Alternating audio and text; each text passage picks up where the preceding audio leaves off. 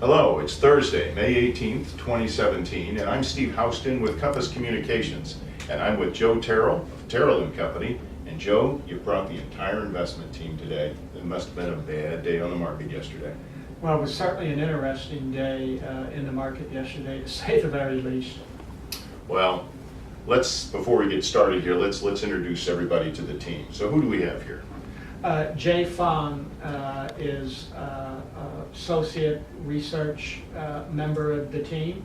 Tricia Warner is been with us about 5 or 6 years in research. She's in charge of researching our new ideas and things we come up with, and helping us to value things to our criteria that meets our specifications for what we think is a good investment.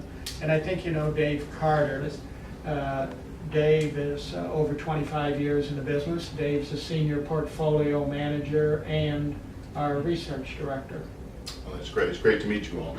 So, and I'm glad I'm here today because this hit my doorstep today. All the chaos of Washington, the special prosecutor named, and I'm sure there's a lot of investors out there who are a little panicky. I'm a little panicky. What do you see going on here? Well, this is a serious issue, definitely from a political standpoint, but more importantly from the investment standpoint. This may bog down much needed legislation coming out of Washington. If Washington, D.C. Concentrates on this for the next 6 months to a year, there's a danger we won't get much needed tax reform. We have to figure out how, from a corporate tax standpoint, we're going to be competitive with the rest of the world. We need regulatory reform, so banks that with some of the regulations are actually being prohibited from lending money into the community. We need to get that changed. Are we going to have an infrastructure bill and improve roads, bridges, highways that would be good for the economy? There's a number of issues out there that may get tabled and pushed to the back burner over the next 12 months to 18 months while Washington, D.C. argues over all of these other issues. Not that those issues aren't very important and serious, they are, but it's at a bad time as we're trying to solve other problems that would definitely help the economy. And the markets have already priced in this good news as if we're going to get it. If we're not going to get it, you have a day like yesterday. Well, and also when I read the financial news, it sure seems like the Fed wants higher interest rates. Am I reading that correctly? You are. You're definitely picking up on that theme. We have felt this is part of the reason why we're being as conservative as we are right now with clients' portfolios, that higher interest rates will put a ceiling on many investments. The Fed wants to bring interest rates up more in line with the growth of the economy and the rate of inflation. Both of those measures right now are 2%, 2.5%. So you can see short-term interest rates over the next 12 months moving up to 2%. We'll see how the longer-term interest rates react to that, but it definitely has the potential, and we think it will, of changing the prices people are willing to pay for other investments as the Fed normalizes interest rates. Well, another thing I'm reading about is tech companies, and the markets seem to be taking a very bullish stance on tech companies. Does that surprise you at all? It doesn't surprise me, but they are very much overpriced. People are way overly bullish on these tech companies. It's happened before. I've seen it in my 30 plus years in the business, be different industries, different sectors. Dave, you've been in the business quite some time, and you and I have talked about this. What's your thoughts on some of these tech companies that don't make any money of any kind being priced at levels as if they're going to dominate the world? But I mean, no question, there's a lot of interesting things going on in technology. Unfortunately, I think investors are focused on the blue sky of what could be when they're buying the tech companies, and really the cutting edge, the Teslas, the Netflix, Amazons of the world. We like to invest in companies that generate free cash flow, that that have the ability to return it to investors. These companies don't generate free cash flow. They're actually dependent upon the markets for cash to grow their businesses. That's not a good, ultimately long-term good business structure for the company. Said in a simple process, they're eating cash right now, whether it's Netflix, Tesla, billions of dollars they're absorbing. And the market's assuming that there's not going to be another electric car. Well, there's, BMW has an electric car. I think Audi has an electric car. You can buy an electric Ford Focus if you'd like. They're out there.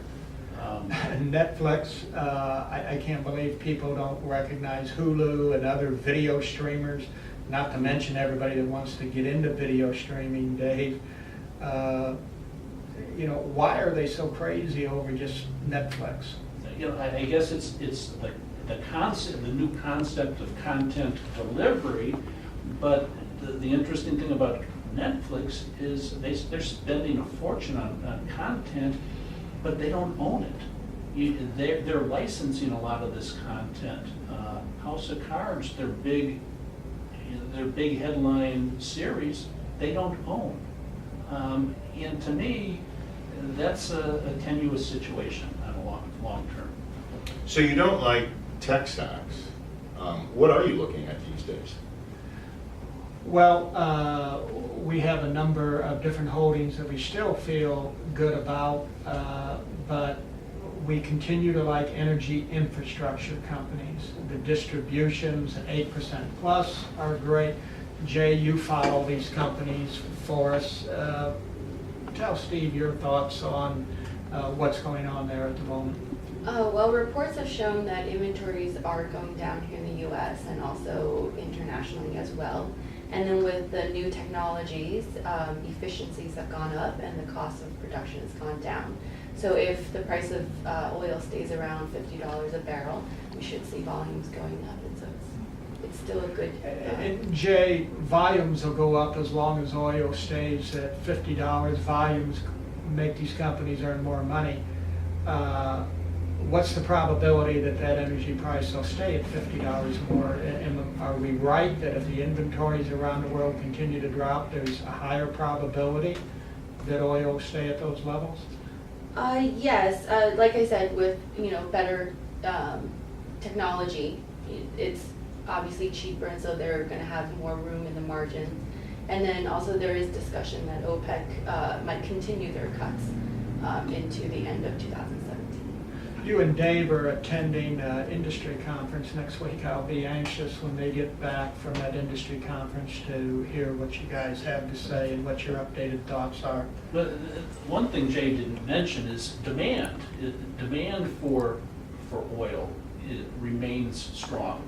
While inventories are being drawn down, of course, I think the IEA is talking about global demand being up 1.3 million barrels a day. Year over Plus year. somebody's got to make up for the depletion, true? True. Natural gas, Dave, you attended Cheniere's conference, Cheniere Energy being a company that basically turns natural gas in this country into a liquefied product to sell all over the world. It was relatively bullish, wasn't it? They're very bullish on international demand for natural gas and LNG specifically. And with demand coming not only in Latin America, but Asia. Right now they're shipping more natural gas to Mexico, but I saw where China and the U.S. just had a trade agreement where they can now enter into contracts with LNG. Jay, our investments in many of these funds we have exposure to both, correct? Yes. And besides energy, where else are you positioning your portfolio? We continue to like biotechnology stocks and pharmaceutical stocks. They're very moderately priced in relationship to historical averages. We still like some of the major banks. We think if we can get that regulatory reform and higher interest rates, very good for the banks. We continue to hold those. Tricia, in general, because prices are at these levels, there's not a lot of things. Isn't that what you're seeing? Isn't that what you're finding in your research? Absolutely. Everything is very high priced. You know, we look for bargains. So, and it's very hard. Energy's still a bargain. Some of the biotechs, and even we're starting to look at retail now. Yeah, that's true, a beat up area, but to meet our disciplined criteria, you're not exactly bringing a lot of things as ideas. No, it's difficult right now. We're really scouring the bottom of So the it continues opportunities. to be, Steve, I Yeah. think, why we're positioned to be very conservative with people's funds right now. It would not be unusual to see stock market return nothing for 18 months, 24 months, or even at the end of 24 months be 5% lower than where it is right now. With the prospect of the higher interest rates and potentially things like Washington DC, we could end up with a result like that. It's a good time to be very cautious about what you're doing in investments. Wise advice, and think perspectives from everybody as well. I'm so glad you were able to join us.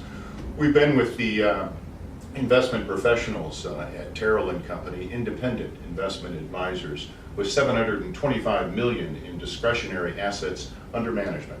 I'm Steve Houston of Compass Communications, and Joe, let's do this again in about, a month or so? Yeah, that'll be fine. Thanks, Okay. Steve. And thank you for joining us.